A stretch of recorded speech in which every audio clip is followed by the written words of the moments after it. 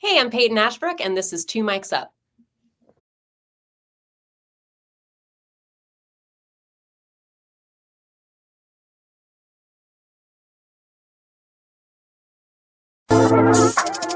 Double O 07.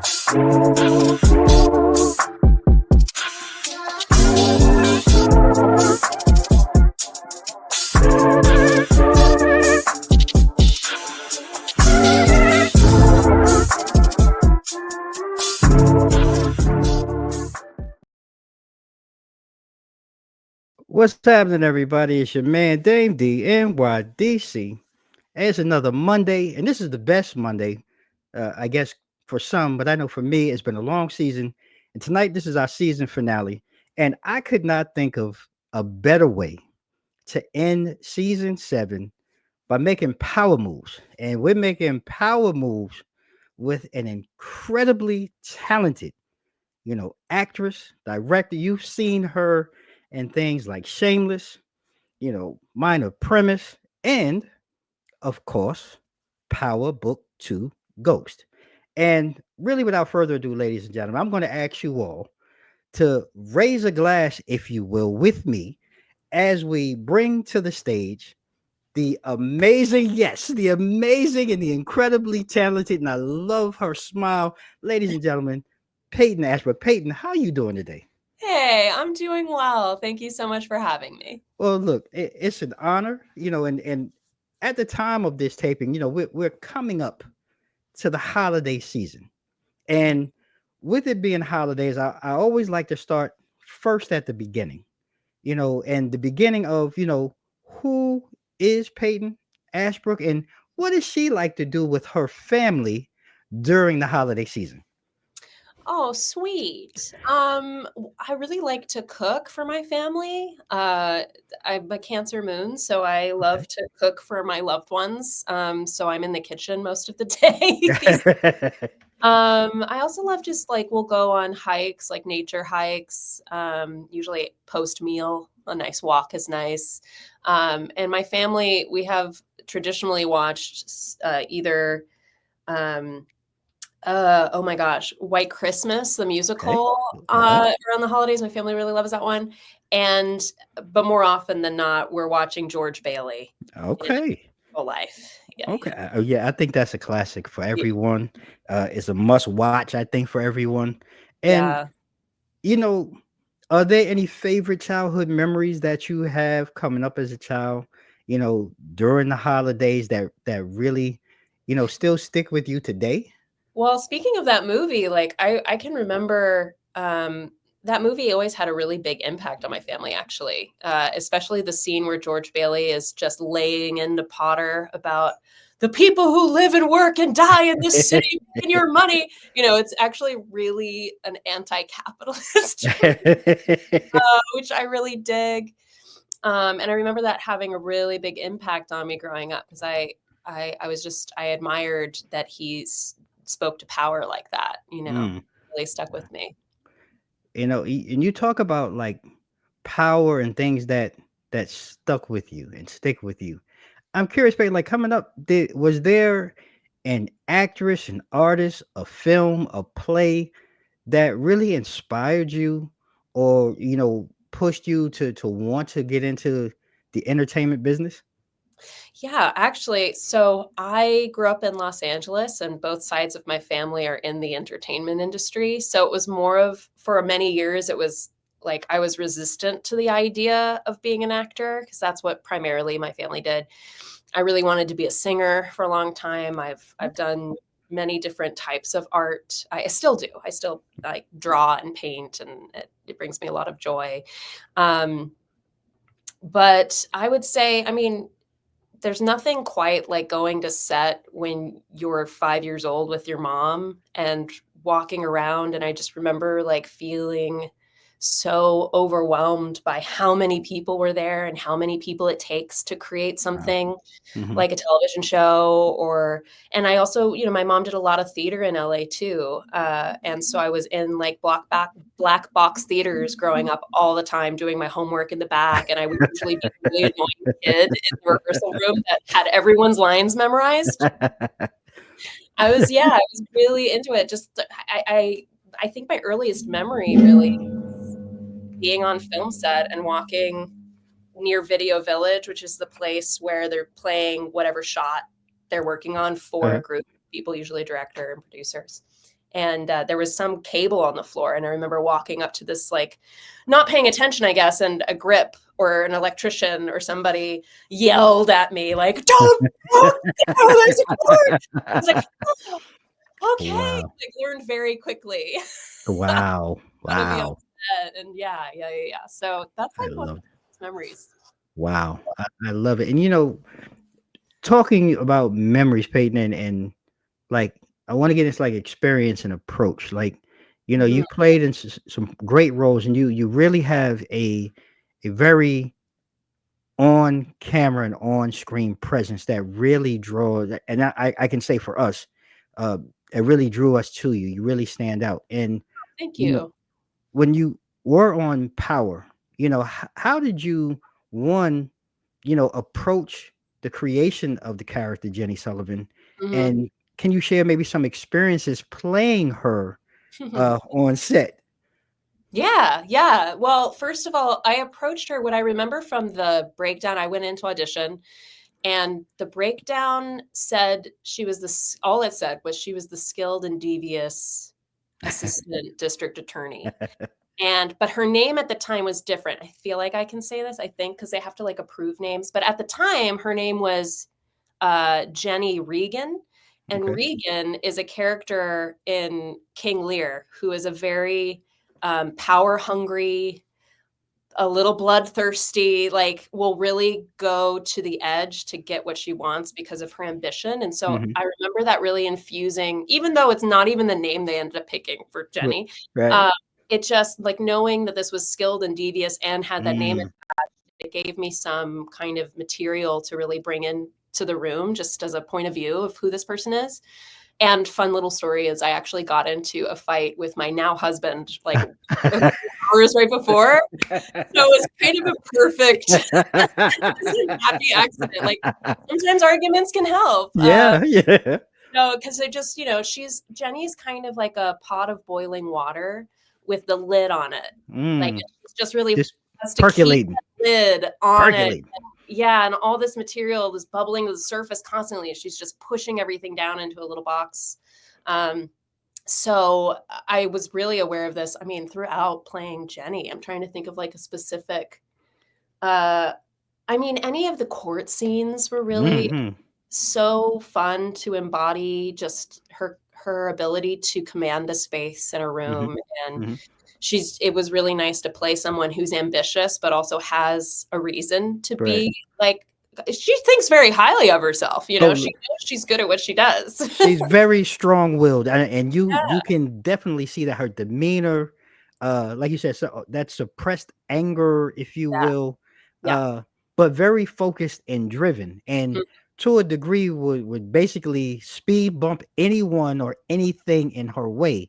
yeah, And I'm curious too, like, because you brought that energy, and that's what you're supposed to do as an actress, bring that fire to that character. But how was it? Because it sounds like it might be the total opposite of you. So how did you decompress yeah. from Jenny after a couple of hours or Great days? great question.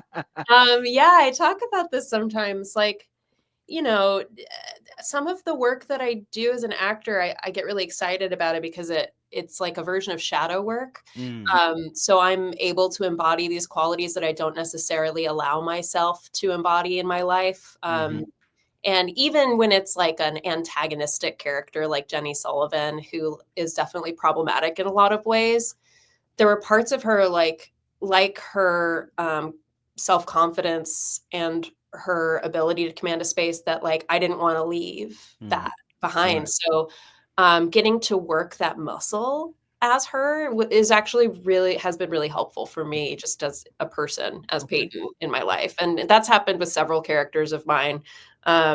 It acting can really be you embody a lot of really intense things, and I remember being so exhausted after a long day on set, And just I have this mat that I actually shared. I told Method to get because he Mhm. was like he has so much muscle recovery with what he does. Okay. But there's this like infrared mat that I use that really helps me. I like meditate on that, and I usually will do like Epsom salt baths, just like lots of practices that help me bring down that boiling water energy Right. that's so Right. intense. And I kind of have to like I've found many ways to settle myself down, and luckily I have a lot of somatic experience and work and practices to draw on. It's important for actors to like leave that Leave stuff at that the stuff door. behind. Yeah. Yeah. It's interesting. I like how you say, you bring in when we look at the cast and the crew, um, one as the show itself evolved, and I want to get to that in a second. But you mentioned Method, and you have Mary, and all of these really great superstars in their own realm. Yeah. What was it like though watching them grow Oh, as it's as great. actors? Like any stories, anything you can share about Yeah, yeah, that? Method. Let me talk about Method. Okay. I love that man. He's so gifted and so freaking talented at like everything he does. And I remember like speaking of the court scenes, because we had these really fun volleys back and forth and like that antagonistic energy. It was very playful, and it was he always just sets the room at ease. Like Mhm. that's I think one of his greatest gifts is he's sort of like a son, and like he would come into the courtroom that's full of probably well over 100 people. I don't even know how many people are there. And he's like working on some like lyrics in between, and we just get to see him workshopping stuff Wow. in front of us, and it was just like unbelievable. And and he cares so deeply. Like he Wow. really puts in so much work into his acting work. He really shows up. He's incredibly dedicated, and it was such a pleasure getting to work with him. Um, yeah, and it was amazing like watching him go back and forth between being that like, the charm. McLean is very charming, so Yeah, like very. connection there. But it's a completely different energy that he has when he's not playing Davis McLean. So I love that. yeah, it was great to see him transform. And Mary was just like lovely, warm energy on set. Like Oh, wow. she commands again, similarly, like would just command the space. Like I remember the scene that I had with the both of them actually in I think it was season 3, Mhm.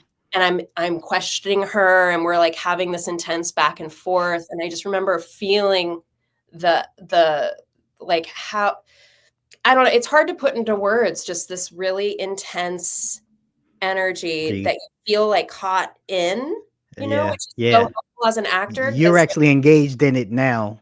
yeah, You get sucked into that energy.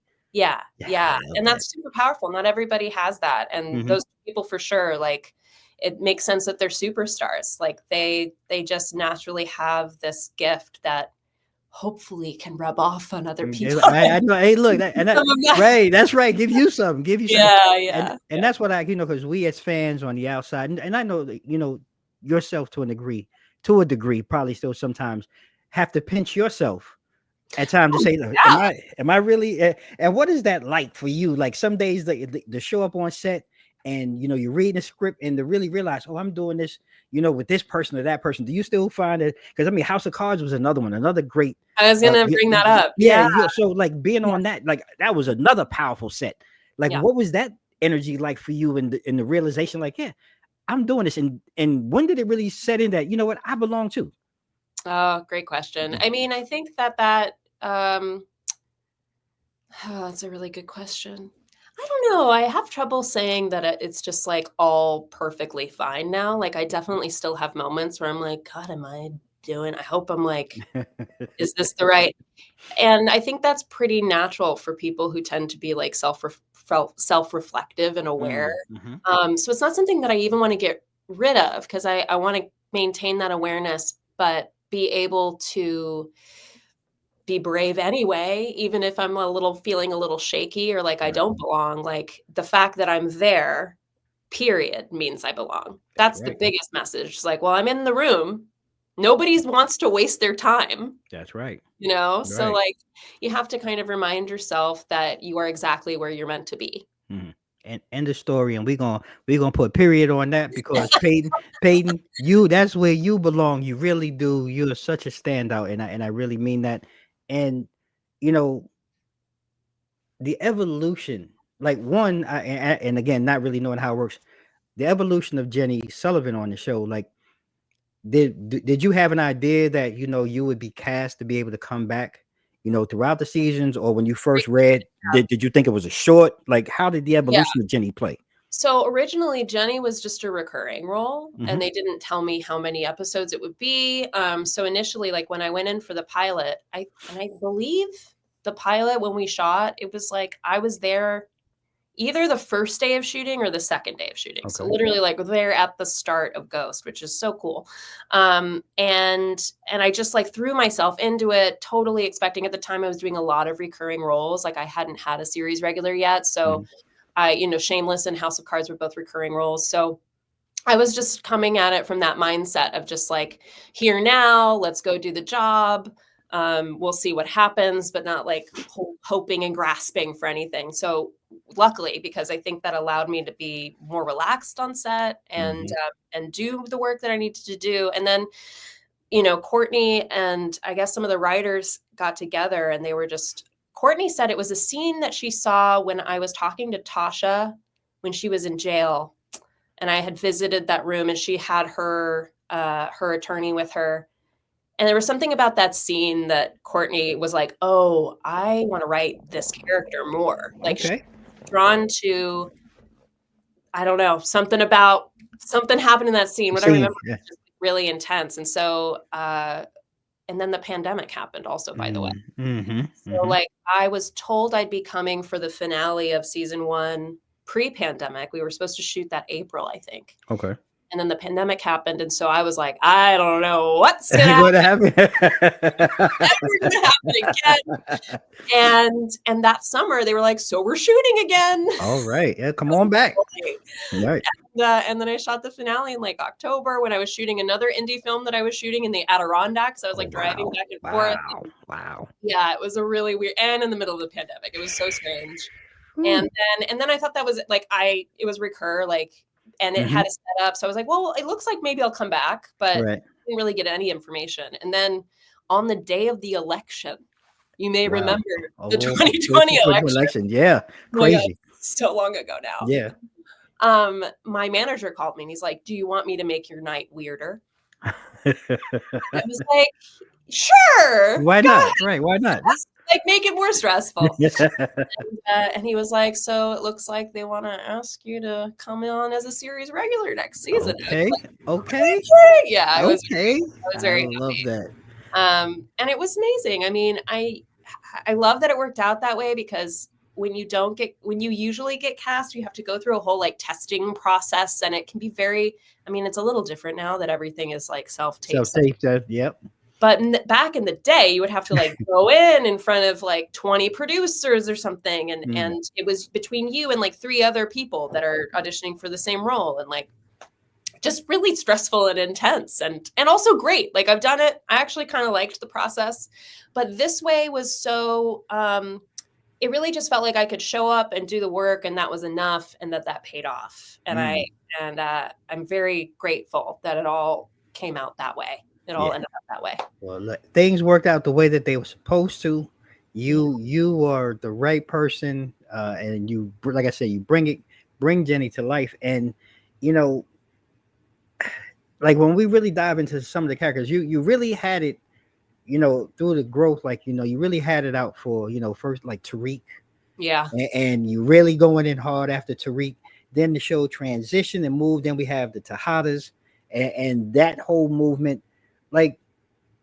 What were some of the dynamics that you really maybe tried to bring and work on when you were working, let's say starting with Tariq, and then again we're still in the evolution, then you evolve, and then the Tahadas come into play. Well, I'll start with Tariq because initially, like earlier on in season 2, I'd say, because that's really when Jenny became more aware of Tariq. Like Jenny Mm, originally was going after Tasha, right, you right, may remember. right, right. So Tariq sort of like she wasn't expecting that. Like he's a Mm, kid in right. college, So I think there was a part of like disbelief or like, I don't know. But then Jenny started to learn more about his family and like who his Mhm. dad was and all of that from Saxe, obviously. Right, right.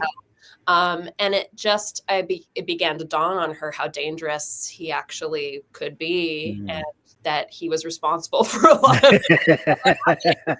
And interestingly, like I remember when I would play Jenny in that second season, really seeing Tariq as a kid on the Mm. wrong path. I don't know Mhm. if that necessarily came through, but I remember like seeing him in the courtroom even, and like I definitely knew you know, he had done bad things, Mhm. but He had the other side. He had a dark side. yeah, yeah. I Mhm. mean, I was like a prosecutor. I like Mhm. knew who this person was, but I also there was still a sense of like, oh, maybe there's some redemption here. Like maybe it's possible. And Mhm. then we get to the following season and just I think getting inundated with um all of the just the case not going anywhere and Right. like constant walls and like he constantly seemed to be a step ahead of them Mhm. all the time and it was like this is a child, Right, right. what the hell is going on?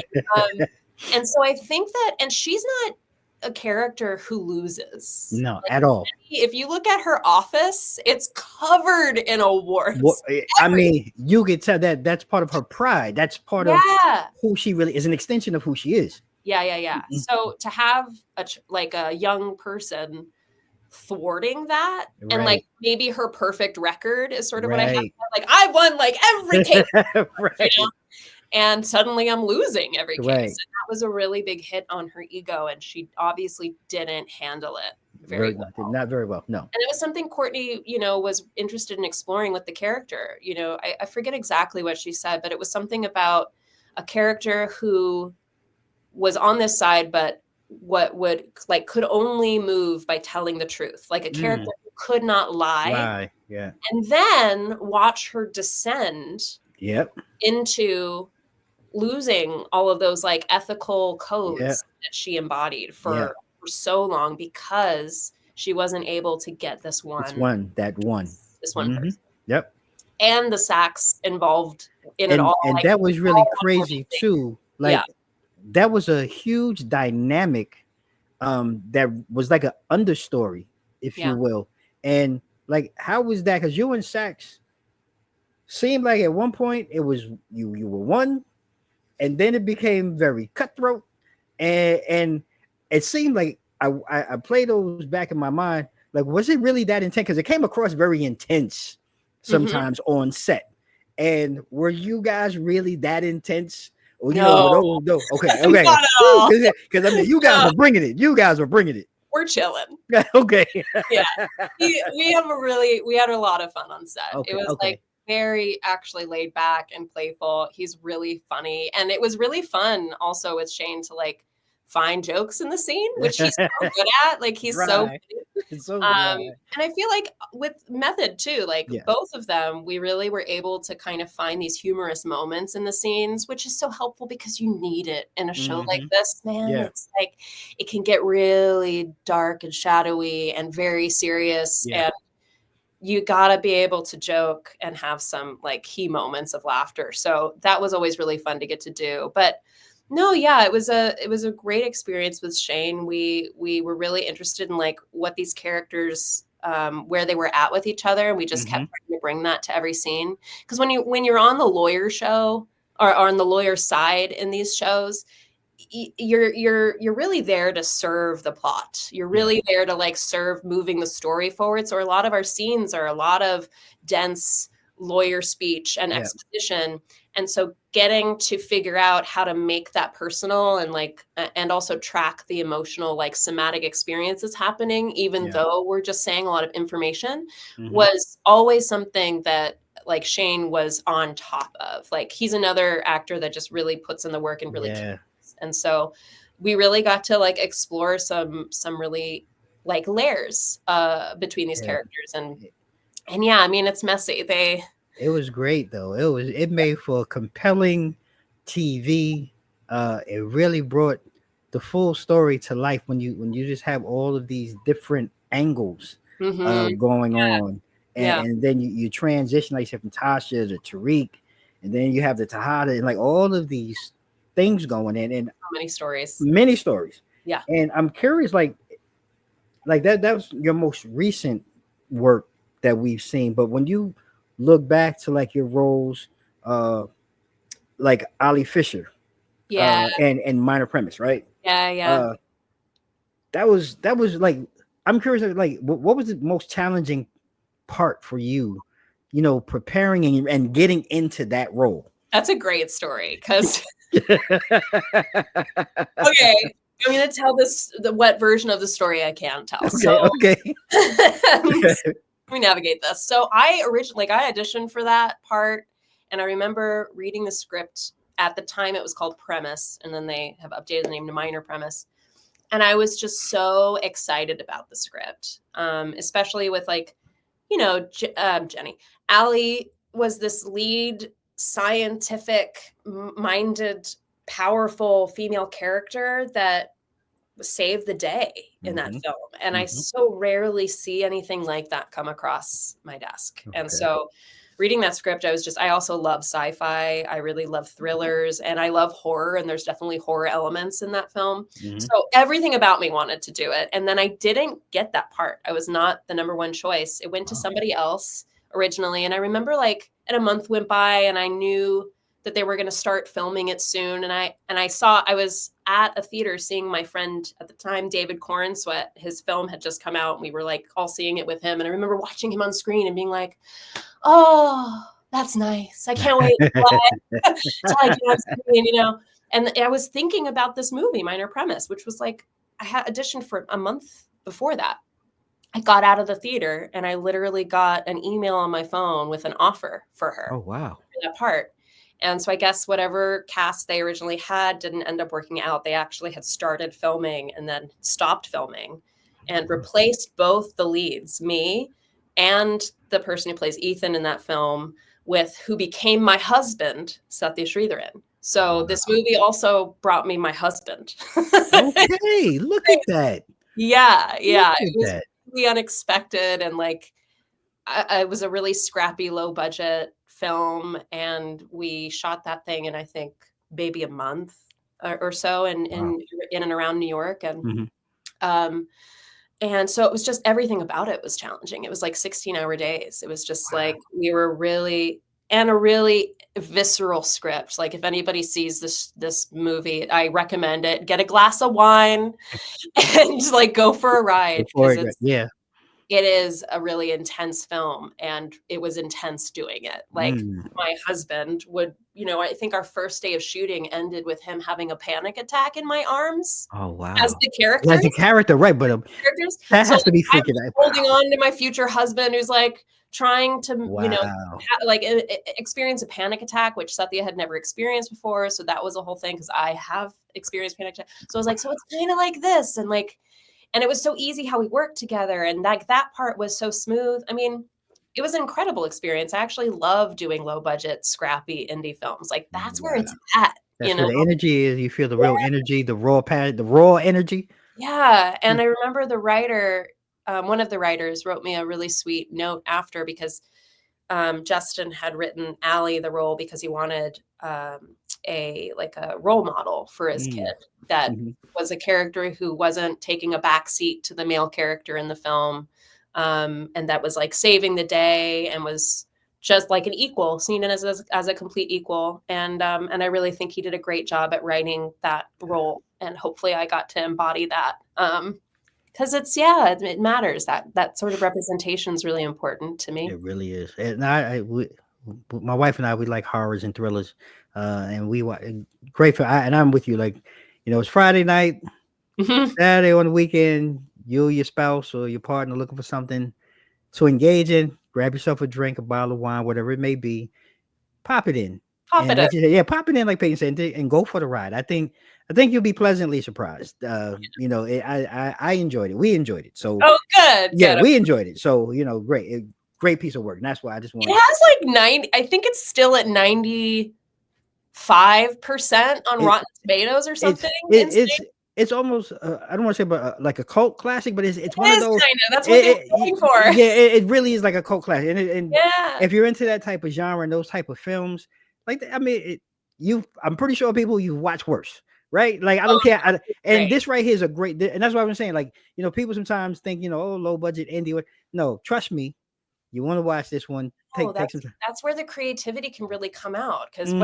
if anything I've learned in this career is it's like when you have some restrictions in place, like a Mm, really, defined container, and you have right. to get really creative to Mm, work within the constrictions, and it brings out some really fantastic, stuff. A lot of right. my favorite things were incredibly low budget. Yeah. Mm. Yeah, it's raw and It's yeah, real too, though. I think it's real. real. Yeah, Yeah. that's what I mean. It's like Mm, there's something really grounded about it, and I think mhm, the glitz and glamour parts of the industry, I think sometimes can obscure the thing that we're really going after, like mhm. the real point. Yes. Like if we want to watch people who look beautiful and are wearing beautiful clothes Right. and having beautiful stories, then that's great. Watch Right. that. Right. But I don't think it's everything. I think No.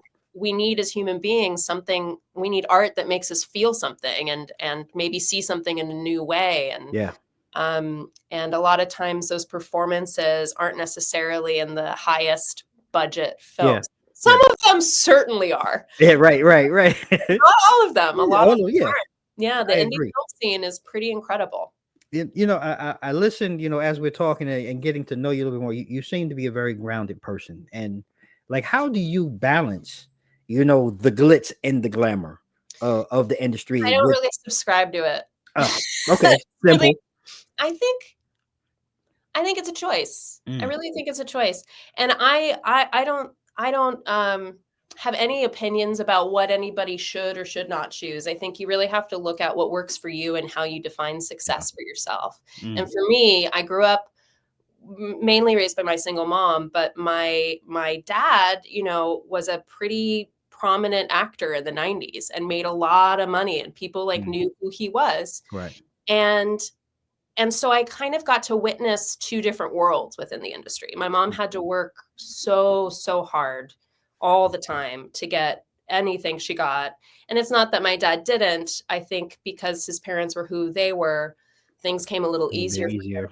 Mm, and at the same time, it didn't, like, solve his life problems. mm, Like, mm, it doesn't actually once you get the success you want or you think you want or the money you think you want, you're still just stuck with you. And yeah. if you're not super happy with you and feel like Yeah. you can authentically be who you are, then it doesn't really matter how successful you are, or how much money you have. You're not gonna be Mm, happy. And I just really, from a mm, young age, tell knew I wanted to be happy and make the art that I wanna make and Mhm. with the people I wanna make. And if success and money comes from that, amazing. Yeah. Like, I tell a lot of the students I work with, like, you have to sometimes think of this business like you have the projects that are your art and for your growth as an artist. Mhm. And you have projects that are, like, to make money and pay the bills, Yeah. right? Yeah. And sometimes they're the same, and They that's are. where it's at. That's the Mm, best. A mm. lot of times they're not.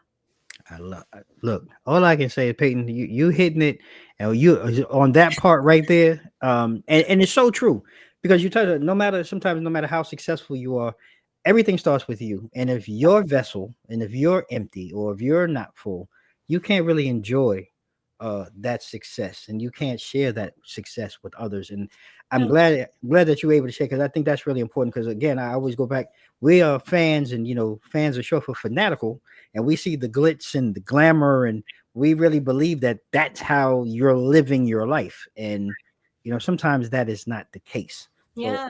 I thank you for sharing that. And I want to transition then because you've been in shows like Shameless, Mhm. and House of Cards, and maybe a little bit earlier, going back a little bit, were those one in that early stage of development, like what did you do or how did you really learn to hone your craft in those early stages? Yeah. I think that can you share how you did that? Mhm. Absolutely. Well, I always feel like I should say, like, I've been in acting conservatories, like, Okay. most of my life. Okay. Okay.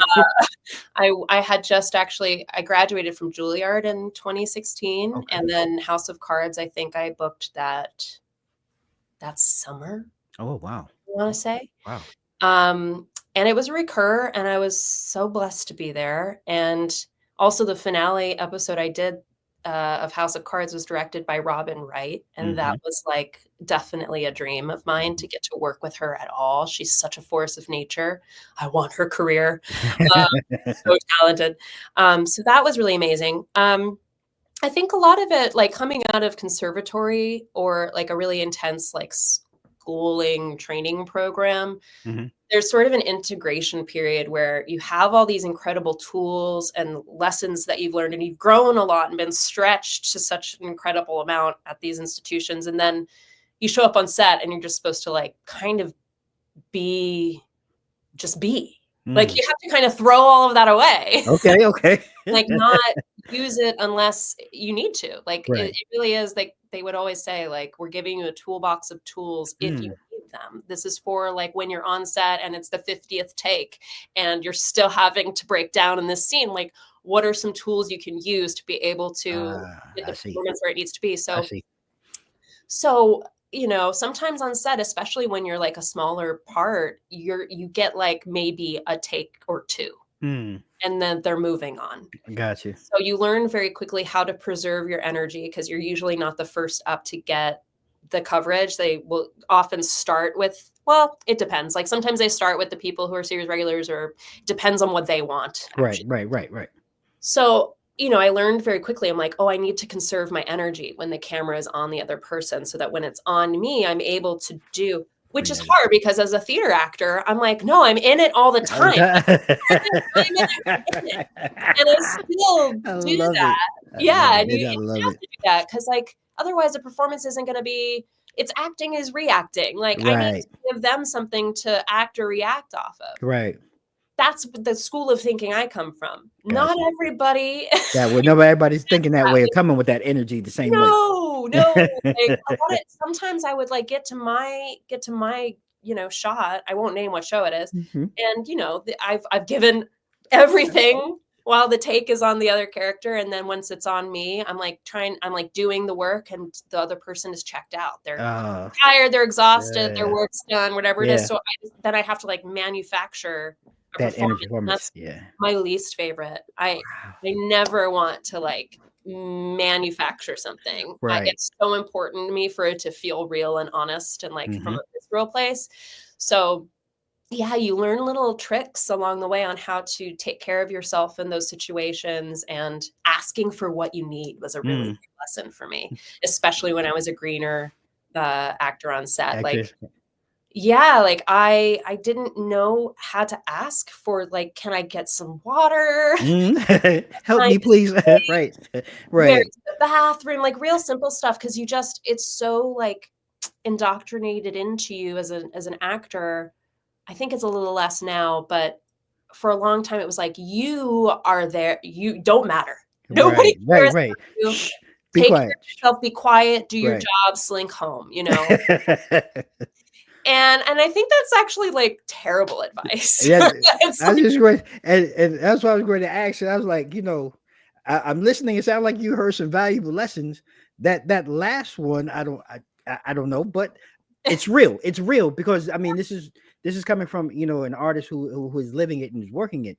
But when I look, you said valuable lessons in it. Like you've been around and have had the pleasure to be around star-studded cast. And I'm wondering, like, have you ever had time to maybe pick someone's brain, like a Kevin Spacey or someone like on set, just to kind of maybe give you a different perspective on maybe the role that you're playing or the scene that you're in? Like you mentioned no, Robin Wright. No. the most, I mean, I guess a little bit, like, Shane and I would talk about the work a lot, Mm-hmm. and that was always really nice, but it felt more like peer to peer rather than mentor. Ah. Mhm. So I feel like, if I think about it, it's a great question. I I would just watch a lot. I didn't Hmm. really, and part of it is, like, linked, I think, to this, this thing I've had to learn to, like, speak up and ask for what I want. When I was a younger actor, I just didn't wanna be in the way, and Mm, that went for the stars that I was acting around. right.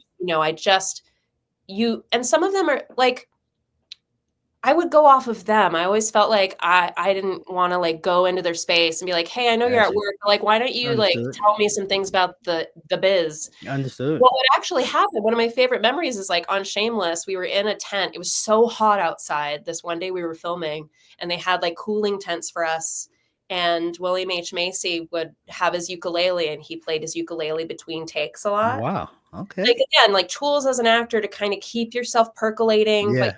exhausting yourself 'cause Yeah. maintain energy, Mhm. but not crash, Crash. and so we started learning a song together on the ukulele. Someone, like, took a video and we're like, "What was Oh, it?" We were wow. singing oh, "Wise men say only fools rush in." Gotcha. Yeah, We okay. were singing that, so that was a Wow. great that's more I have more memories kinda Feel like that. that, where we're just feeling like we're working together and I peer to love it. peer yeah, I didn't have a ton of, I would say more now, actually, like Monique, uh, Mhm.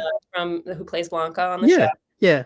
We're very close, and she Wow. she has kind of become a bit of a mentor to me, for sure. I really Awesome. admire her, and she's so tenacious and works so hard and produces and, like, does all of it, and, um, and I'm definitely learning a lot from her I now. love that. Yeah. Those are the things I love, get an opportunity to share. And there's a little thing I want to go a little deeper because you too on a level, you have personal interests in yoga Yes. and podcasting as well. So Yes. take a moment, like talk to us. Yeah, What is this all about? Let's all the go. things, like so interestingly, like, really when I started taking acting seriously, it was right alongside my yoga practice. I went to, the Los Angeles County High School for the Arts, and one of the classes, like, in our movement classes, we were doing yoga, throughout the 4 years I was there, and then I kept doing it after. I got into hot yoga, I went to Juilliard, I even continued hot yoga, like, at 5 a.m. before going to school, like, a few times a week. It was pretty Uh-huh. this is a time in my life when I did not know how to stay still. I did not know how to stop working. I was, like, a major workaholic for a long time. Um, which is so funny because, like, yoga, you'd think that it would have but that this Mhm. just goes to show you, like, addiction shows up in many Many different fo- ways. Sure does. It really Many does. you think you're doing the healthiest thing you can for your body, but if the energy behind it is like a grasping, like Mm, desperation to do it, yeah, it's true. probably a sign that you might True. wanna True. examine the relationship. So, I definitely initially like, yoga was something that I have arthritis. I've had arthritis since I was a teenager, Wow. and it was the only thing other than this theatrical practice that I did in high school called Suzuki. We did it also at Mhm. Juilliard. That made my knee pain go away, but then afterward, it was hot yoga. Like, Oh, if I wow. was doing 3 hot yoga classes a week, I wouldn't have knee pain, and so Oh, look at it was that. a huge part of my life really because of the pain I was in. Right. And so then after Juilliard, I was, like, working in the business, and I was, like, popping the recurs and guest Mhm. stars and started a voiceover career. I do voiceover work also, which is, like, amazing. I tell all actors, if you can get in there, get in there. Like, it's such a That's what gift to get to roll out of bed and go to work and, like, play love around it. behind a microphone, and that's Love it. jam. Um, and so I got certified in yoga. I started teaching yoga alongside, starting my acting career. And then the pandemic hit. Is that where I want to go? Yeah. Pandemic hit. I couldn't go to hot yoga. My knee pain got really bad, so bad that I like couldn't get off the floor. I needed Wow. help getting off the floor. So I started going to eventually to the doctors when it felt safer to do that, and they diagnosed me with arthritis. I didn't even know until Wow. 2020 that I had it. I'm like, oh, this is what I've had since I was Wow. like 16. Um, and and then I changed my diet. I like started doing anti-inflammatory diet, and the knee pain went away again. And Look it at just that.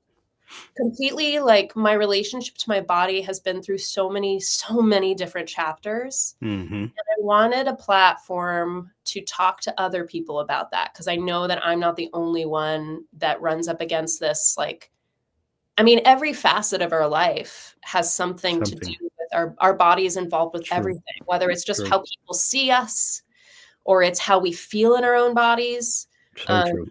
and so I created a podcast called Free Body Podcast where I invite guests on to tell their body stories, basically. So Wow. they tell their life story through the lens of their body and that relationship and how it's evolved over time and the different things that have worked for them, Mm.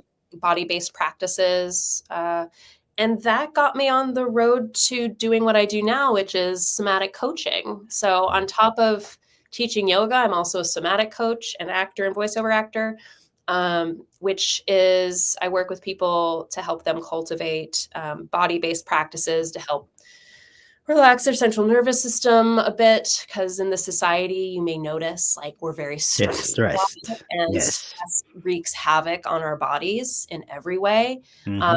so I work with a lot of artists. Like my community is just because I've been an artist my entire life, like all of my friends are some kind of artist, musician, dancer, actor, like. Love And that. so I help them like cultivate creative practices to help them really connect with like what we were saying earlier, like what's your why? Mm-hmm.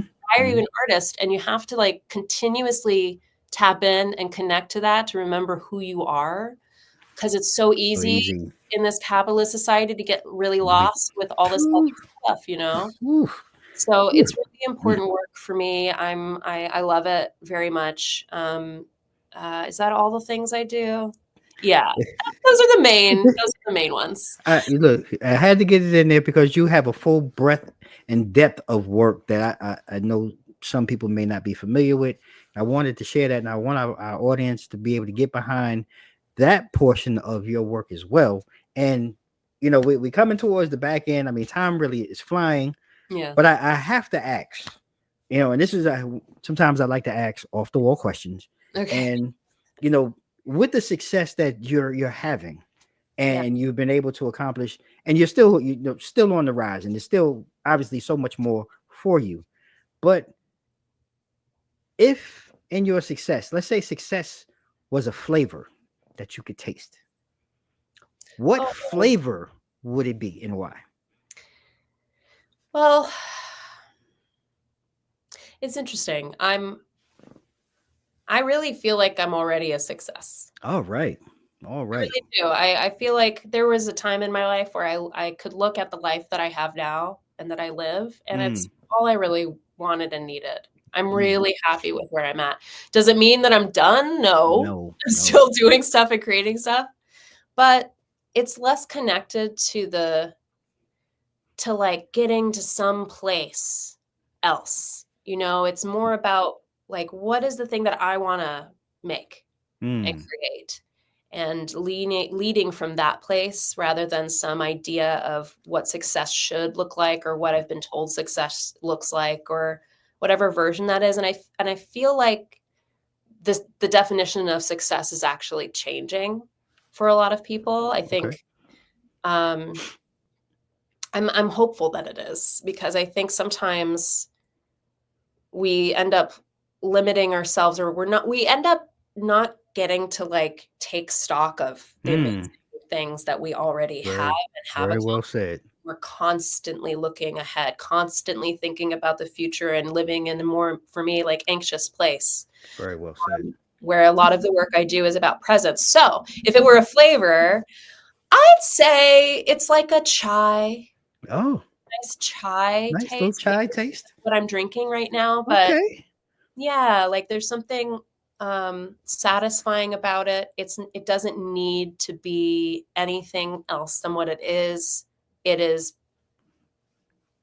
cinnamony, and Mm, so there's some spice to it, but it's also sweet and like mellow enough that I feel like I'm myself when I I drink love it. that. We'll go with Look, that. look, Pay, I love it. I really love it. And you have really been very enlightening.